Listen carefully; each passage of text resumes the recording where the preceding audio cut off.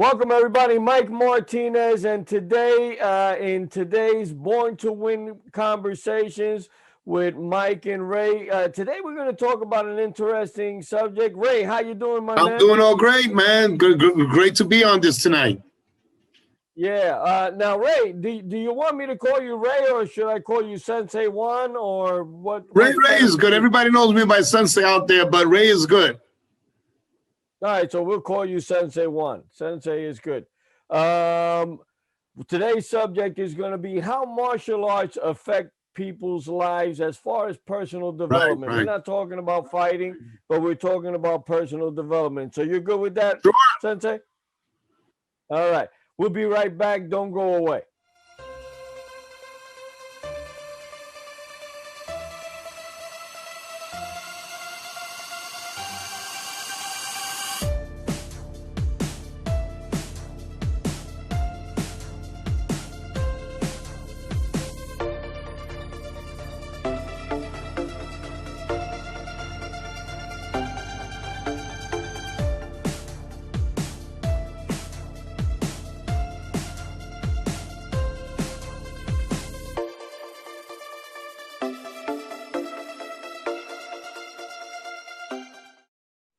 Okay, welcome back. Now, today again, we got Sensei Juan, and we are with Born to Win conversations. What's Born to Win, first of all, Sensei? Born to Win is the name of my school. It's in our mission statement. Part of my mission statement is that we believe that every person is born with greatness, is born with the seeds to win, and that's why I teach my kids. I teach them a winning attitude, not just about martial arts, but in life. You know, that's something we believe. Man, very good. I love that concept, man. I love that concept. And both Sensei Juan and myself, I'm not a sensei. Officially, I was ranked as an instructor, but sensei is higher than instructor. But I really took on to martial arts because I thought that the philosophies, a lot of people they just think about the punching and the kicking and the beating up people and the flying kicks and all that. But there's a lot more into martial arts that people really don't see unless you got a good instructor, because not every instructor teaches this, but you really got to practice it and put the sweat in. What do you say about personal development and martial arts, Sensei? I think personal development in martial arts is the number one thing. You know, a lot of people have this philosophy that if you can't fight, you're not a martial artist. But I part of that is true. But listen, if an 80-year-old person walks into your dojo and they want lessons, does that make them any less of a martial artist than a 21-year-old 6-foot guy who's 250 pounds of muscle? In my eyes, no. Okay, because martial arts, it's about preserving life. It's not about going out there and looking for fights. Okay, so you can be a great martial artist and have never gotten into a street fight because the discipline that you developed in martial arts keeps you out of fighting. It gives you the awareness where you don't have to use your martial arts to defend yourself, where you may walk away, where you may sense danger, where you may you have the confidence in yourself that, yes, I can hurt this person, but I don't have to, so I choose to talk my way out of this. And that all comes through personal development, developing self-control, self-discipline, that confidence that, listen, if I have to, I can take it up another notch, but I don't have to. Okay. And also, being a martial artist should affect every aspect of your life. It's something you and I have spoken about a lot of times. If I'm a black belt in the dojo, but I'm not a black belt outside of that dojo, am I truly a sensei? Because sensei, it's funny, you said you weren't ranked as sensei, but sensei actually means like the one who came before, or teacher, right? And if you're leading a path, or you're leaving a path for others to follow, you are a sensei. Okay, which is very, very it is very true to the arts of what we do, and a sensei was also at the dojo was considered a father figure, a leader, somebody with knowledge. So if you display those characters, listen, you are a sensei then. Right, right. I agree 100%. And that idea that you touched on in the beginning of what you were saying about being a martial artist, I think martial arts or being a martial artist is that you take your martial art on a daily basis. You Right, breathe it, you live it, right? right, And that's what the lessons that you learn in the school as far as punching and kicking and all that stuff, that's the physical aspect, but you learn other things, patience and discipline and confidence and right. self-control and all that. When you could take that into your regular life, right, that's when really you're a martial artist, right? Let me ask you this, Yeah, because yeah. you brought another interesting point. If an 85-year-old comes into your school and you're teaching him, is he a martial artist or will he ever be? I believe so by what I just said. But with that said, do you think it's better for a person to start at a younger age, or it really doesn't make a difference? It depends what you want to get out of martial arts.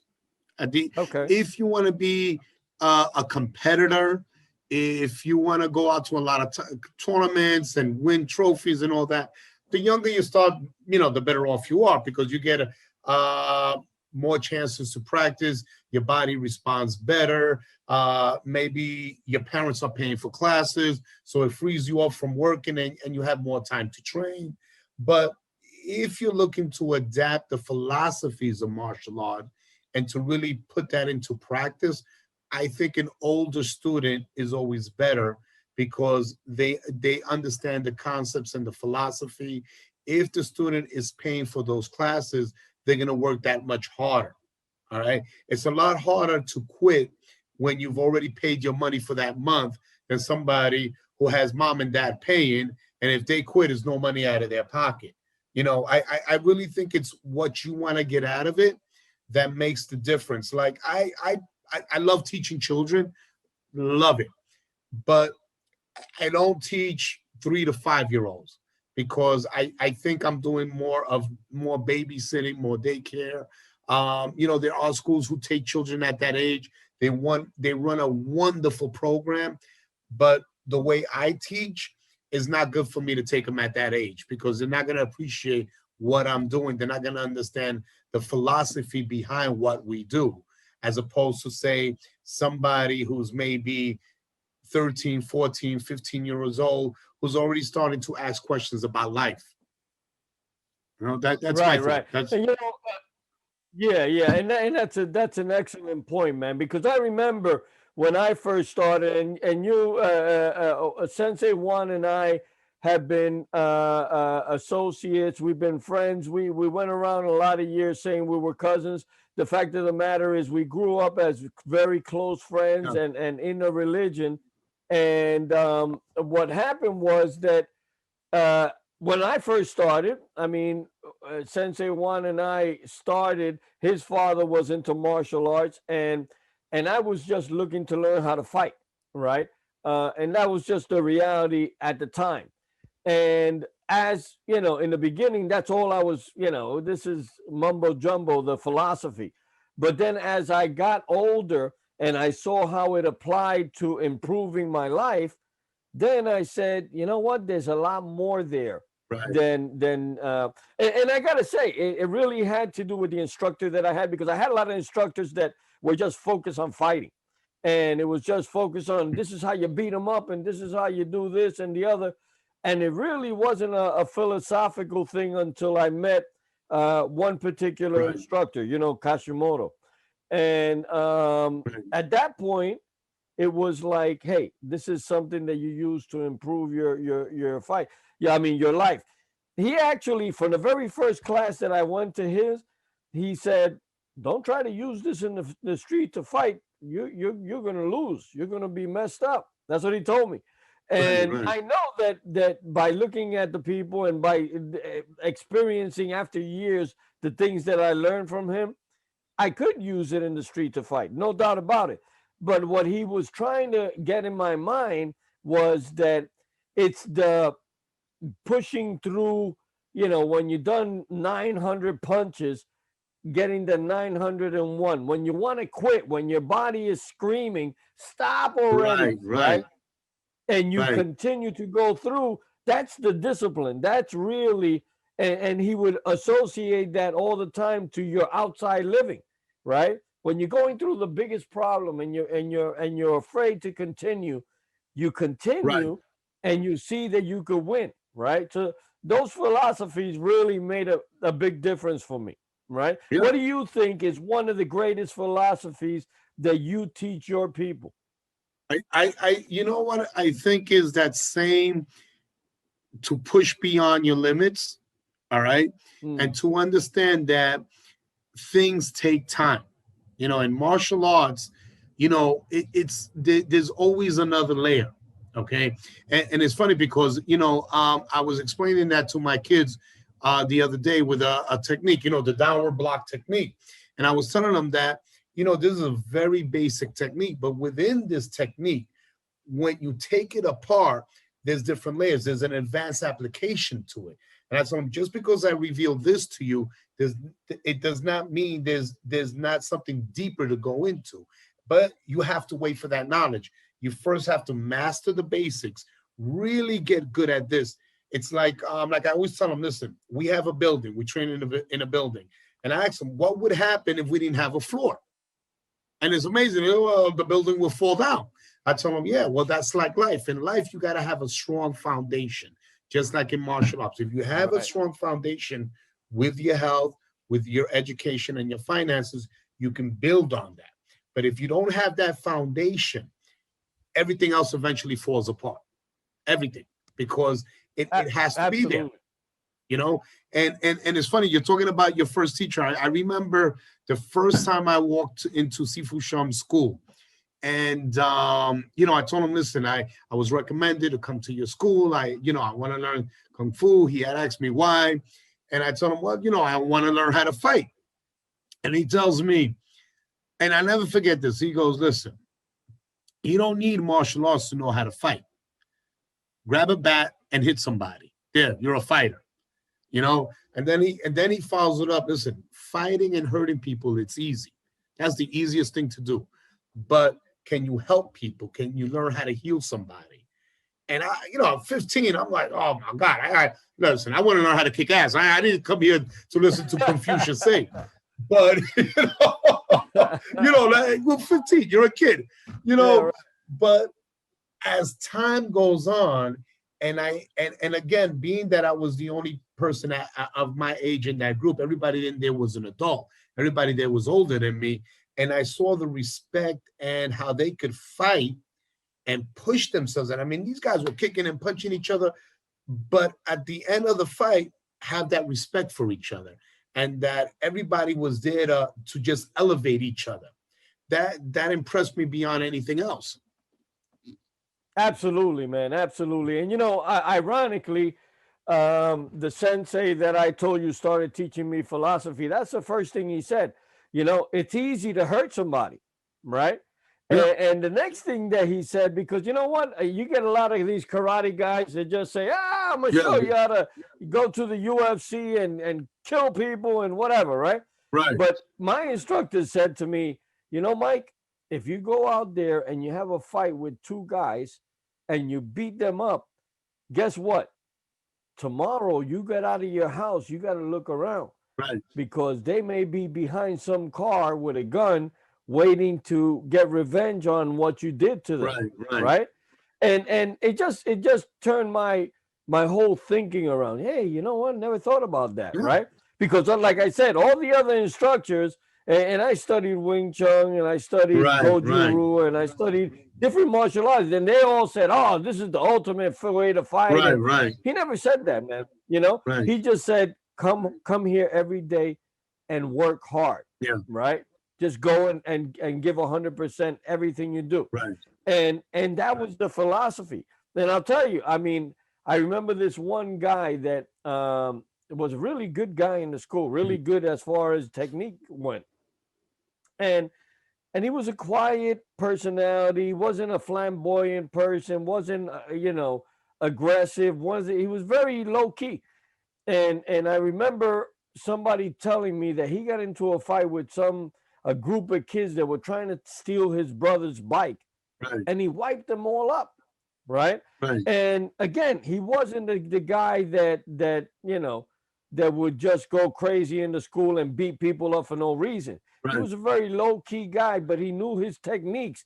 And when the time came, he was able to execute, Right. right? Right. And yeah, I mean that's one of the key issues that I love about martial arts. Now, for you personally, and I'll tell you mine, but for you personally, what do you think is the greatest philosophy you pulled out of martial arts for you personally?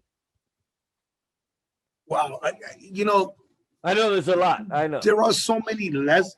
That's a deep question because I believe every little part has made me the man that I am today. It's hard to pick any one thing because every part of martial art has affected me differently, you know. And especially now that I'm a school owner, I have my own children, I have my own students. But I really, if I had to nail it down to one thing, I think it's truly understanding that the seeds that we plant today may not grow this week, next month, next year, but it may flourish in 10 years from now. Okay. Mm, And how you treat people today, you may not see that for the next several years, but 10 right. years from now, you may see the results for that. And that has really, you know, changed my mind. And the other thing is really about respect because, you know, it's funny in martial arts, if you compete long enough, after a while, you start competing against the same people and you start running into the same competitors, the same teachers, the same judges. So if you disrespect somebody today, a year from now, 2 years from now, you're going to run into that same person, right? And they're going to remember, hey, you know, this guy disrespected me when the last time we fought. Or the judges will say, hey, I remember that guy. That guy was a disrespectful competitor. You know what? We're not going to cut him any slack. We're not going to cheat, but we're going to apply every single rule to him, no slack. But on the opposite side to that, you may run into competitors that say, hey, you know what? That guy could have knocked me out, but he held back. He held that respect for me. Or the judges may say, you know what? Things weren't going too well at this tournament. And you know, things happen like that. But this competitor was patient. He was respectful. He was courteous to everybody. And you know, people remember those things.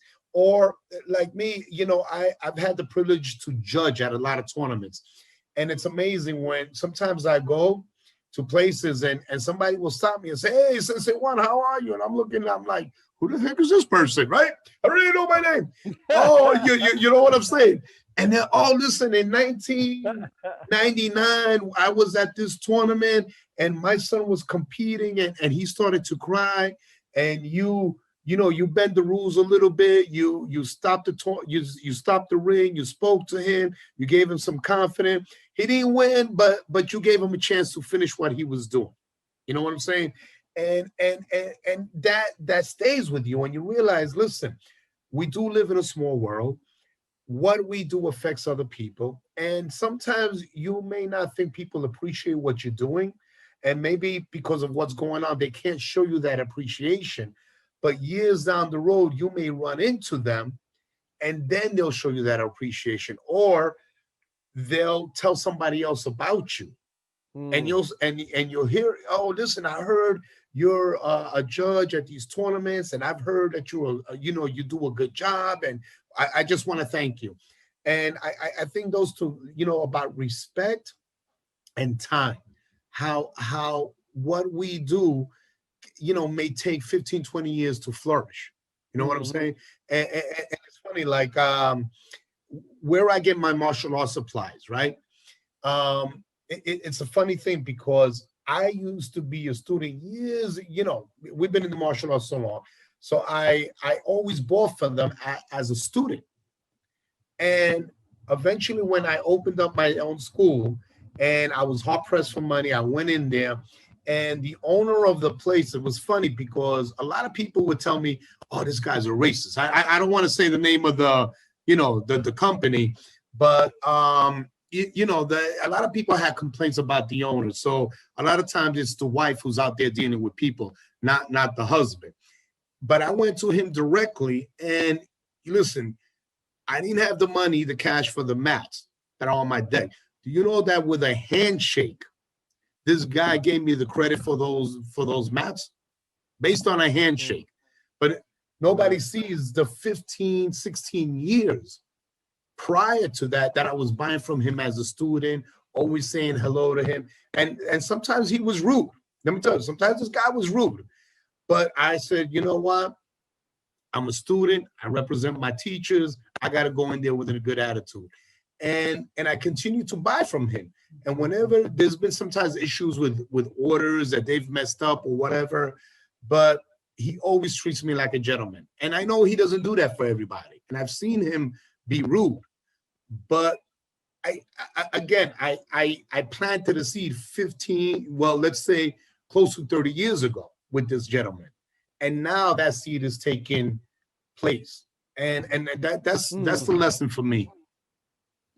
Yeah, that's two beautiful lessons there, man. And a lot of times I remember I had a gentleman that approached me and said, "Hey, Mike, I need to get my black belt in 1 year, man. Can you do that?" I said, "You can't do it in a year, man. I mean, it takes some time. It takes some consistent effort. It takes you practicing and developing the instincts and developing the reflexes, right? I don't know about you. I actually I do know. I know that you are one of these guys that, and I'll tell you guys, if you ever get a chance to train with Sensei Juan, do it, because you're gonna have a great workout. But yeah, you gotta put in the time and sweat the sweat, right? People think it's just a matter of, okay, I remember the move. No, it's not just remembering the move. It's getting the time. It's doing reflexes, right? It's putting in the time and the hours and the gallons of sweat. That's what makes you a black belt. I mean, me giving you a black belt, anybody could go to the store he was just talking about, his martial arts supply, buy a black belt and get it engraved with his name. But that's not a black belt, right? It's really a person that develops that. And that kind of segues me into my philosophical lesson that got me. I'll tell you, again, it was Kashimoto, right? Kashimoto, the very first day that I went to the school, I tell you, that's what I loved about the guy, that he always gave me something to walk away from the very beginning. And in the beginning, he said to me, listen, he knew I had martial arts experience. He said, listen, when you come here, don't compete against anybody. You come here and you compete against yourself, right? Every time you come, try to throw a stronger punch, try to throw a faster kick, try to throw a more accurate punch, every day just compete against what you did last time, right? So that you could get better. The most important thing is that you get better.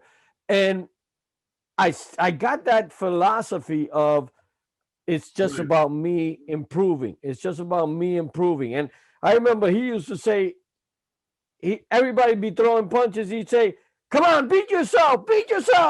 What'd you do last time? Beat yourself, right? And a lot of people say that, what is he? What the hell is he talking about? I'm here to learn how to fight. I want to beat the other guy. It's not about that. It's about you learning to get better and consistently do that every time. And very few people, and you know this, Sensei, very few people look to expand, right? They're in their little comfort zone. Hey, I'm good at this. Maybe I'm a little uncomfortable, but I really don't want to push too hard. It might bother me, right? But that's the key, right? Yeah. They're going out there and improving on a daily basis. What do you got to say about that? You know what? I think that's one of the best things of martial arts, because the way traditional martial arts is set up, it's designed for that continuous improvement. It's like I tell my students, when you get your first black belt, that is not the end, that's the beginning. All black belt to us means is now you're a serious student. Now your real training begins. Okay. Everything that you've been doing from white belt to black belt is to prepare you to really learn martial arts, to learn how to become a sensei. All that other stuff was just laying down a foundation. It's not the end. And I tell them, listen, in Japanese karate, the white belt's considered the 10th kyu. And normally number 10, from 1 through 10 is the highest. But you got to work to your black belt, which is number 1, which is the lowest number.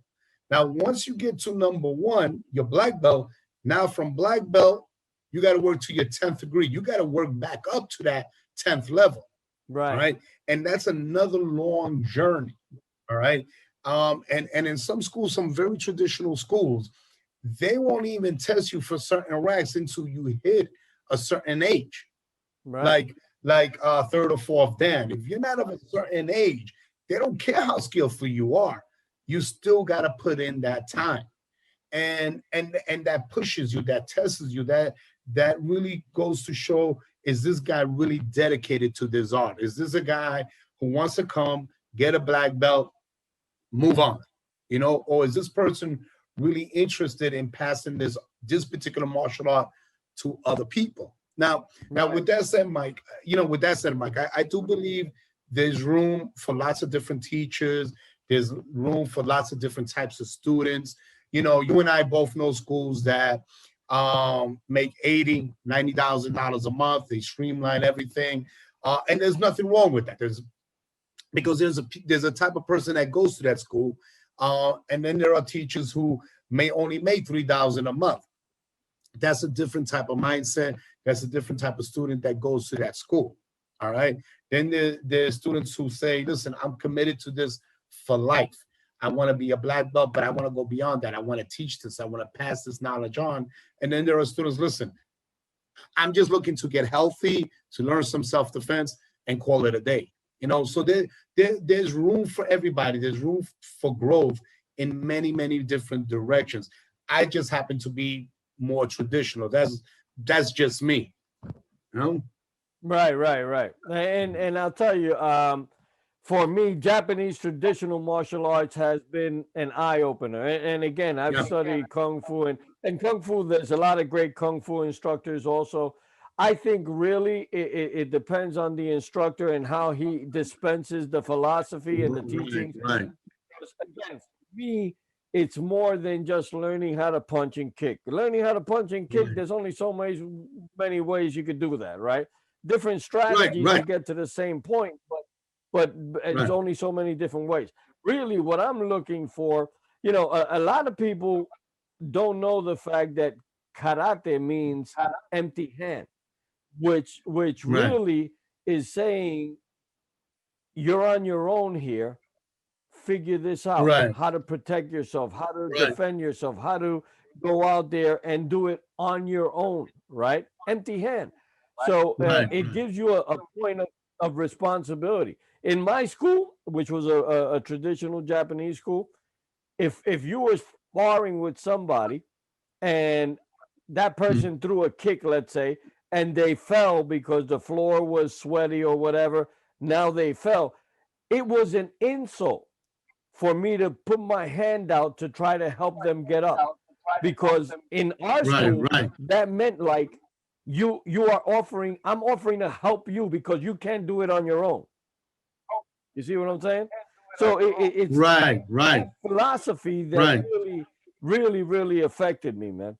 So listen, Sensei, I want to thank you for taking time out of your schedule, and you know what, we're gonna actually this is just the beginning of many great topics we're gonna be hitting on with Born to Win conversations.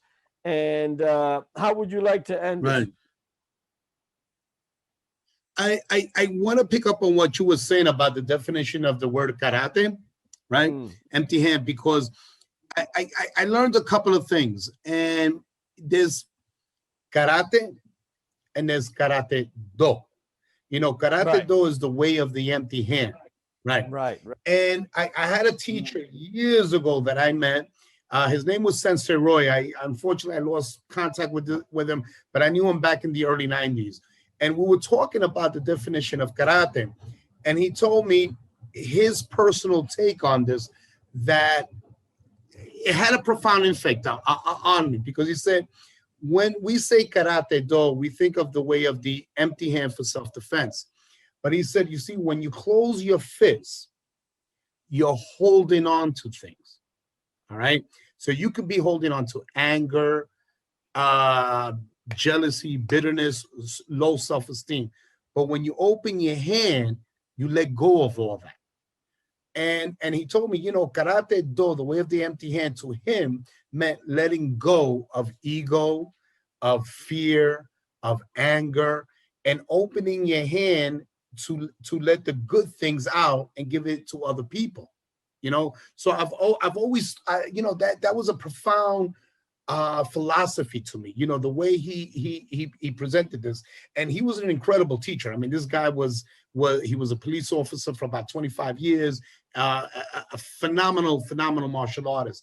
But when he said that to me, I said, yeah, you know, when you visualize it, when you visualize somebody making a fist, that's to strike out. That's, you know, you're holding on to some rage. But when you see somebody with an open hand, that's an invitation. That's an invitation of warmth, love, you know, like friends coming together, you know. And so when I teach, I always think about that. That's always in the back of my mind, that karate do, yes, the way of the empty hand is related to self-defense. But again, is like what we were talking about at the beginning, that there's many different layers to this. There's a lot of layers to martial arts. There's a lot of layers to life. And when we think about those things and we reflect deeply, it can take us to another level, you know, spiritually, physically, emotionally. I don't know. What do you think, Mike? I agree 100% with you, man. And you know, again, I keep going back to the point that it really depends on the instructor, right? You're talking about Right, Sensei Roy, right, that gave you that idea, that little idea, planted that seed in your head. right, And I've been to, as you know, been to your class many times.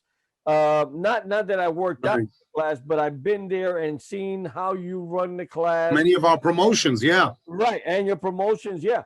And I could tell you, man, that the spirit there is great because of you, right? It really is great because of you. And I'm not telling you because you and I are cousins, or we say we are, or we're good friends, but I see the effort that the kids put in there. And they you know, Right, it's right, very easy to, oh man, I just want to get out of here, right? And right, some right. schools see that, right? The kids are rowdy, they're Yeah. running around, they're not. But in your school, it's like they're focused, they're in there, and they appreciate what you teach them, right? So to me, it's Right, a beautiful thing, man, because you know what, man, you are affecting these people's lives at such a great level, such a right, right, deep level, that right, once they're adults, they're always going to remember you, man. right, Right? right, And right. that's a beautiful thing, because now you are a mentor at such a level that they don't have a mentor. Sometimes, you know, the word dysfunctional family, that phrase dysfunctional family, is a common thing, Right, right? right, And right, you don't know. You see the parents walk the kids into the school, but you don't know what's going on behind closed doors, right? right, But right, you are their sanctuary. The right, school is their right, sanctuary right, to get their mind right, to right. get their philosophy in place. That's a beautiful thing for me, right? Yeah. So You know, yeah, man. I again, I want to thank you. Go ahead. you know why and again, we could talk about this for hours, but what you said is so true, you know, because in our society today, things are so negative. You know, you remember what you were telling me, that uh, about 85% of the thoughts that we have are usually negative. So if you're thinking negative and the world outside of you is thinking negative, but you come into a place where the focus is not easy. A good martial arts school is not easy to progress, but the focus is still positive that yes, you can do this. Believe in yourself. You can do it. You're getting better. Let's keep pushing. Let's keep pushing. Let's improve. That's something that a lot of people don't have. And you said something to me. We were talking several years ago, and you had mentioned that we live in a world where a lot of adults no longer get recognition. You had mentioned that to me. Right. And in a martial arts environment, the recognition is positive, through the belt system, through the ranking system. And when you know that you're getting rewarded for your effort, because you can have a job where you're working your bone, your tail off, never see a raise, never see a promotion, you never get a pat in the back. But you come into a dojo where there's going to be some testing, there's going to be some promotion. And if you put that time and effort, you're going to see that reward. You know what I'm saying? Right. And that's not something that's common anymore. Right. Okay. And it's not like participation trophies where everybody gets a trophy. No, a good school will fail students. All right. Right. And that, listen, I worked for this, I sweated for this. Nobody can take that knowledge from you. That's something incredibly special. When you have a school, and especially like you've seen, I say this very humbly, you've seen our black belt promotions, the ceremonies that we go through for somebody, the whole naming ceremony, the giving of the sword, the tea ceremony, the black belt dinner. I do that because, again, there is no coming of age ceremony here for America. Like a girl in our culture, when she's 15, they throw her a big party, or at 16, the sweet 16. Think about it. What do they do for men or for guys? You go out drinking. Right. That's your coming of age. Right. All right, let's take it to a strip club and we'll get you loaded. You know what I'm saying? Right. But in a really good martial arts school, where you do a coming of age, a coming of that black belt, where now your peers who have trained with you for 10, 12 years have seen you go through all the sacrifices, everything that you had to do to get to that point. And then you have that ceremony where your peers are really, really recognizing you as one of them also. That's a powerful thing. Absolutely. And I want those of you that are watching this to chime in, right? To say, hey, you know what? I studied this martial arts. This was the philosophy that I learned. This was the instructor that altered my thinking. So if you can, please comment on that. Make sure that you give us a like for this video. And again, we're really looking forward to seeing other people's comments just to see how this affected their lives. And we plan to continue to do Born to Win conversations. We're going to be hitting other topics, and I hope you were able to glean something out of this, right? And again, if you get an opportunity, if you're in Queens, New York, or any of the boroughs in New York, and you can stop by and see Sensei Juan, he's over on Jamaica Avenue. You can reach out to Sensei Juan right through here. Just leave a comment and say, here's my number, please call me. I wanna take lessons or whatever. But or I'd love to talk about your philosophy, whatever, guys. This is what we're doing this about, right? Because we honestly believe what we're saying. This is not right. Do you have a script in front of you? No. Do you have a script? Absolutely not. No. No.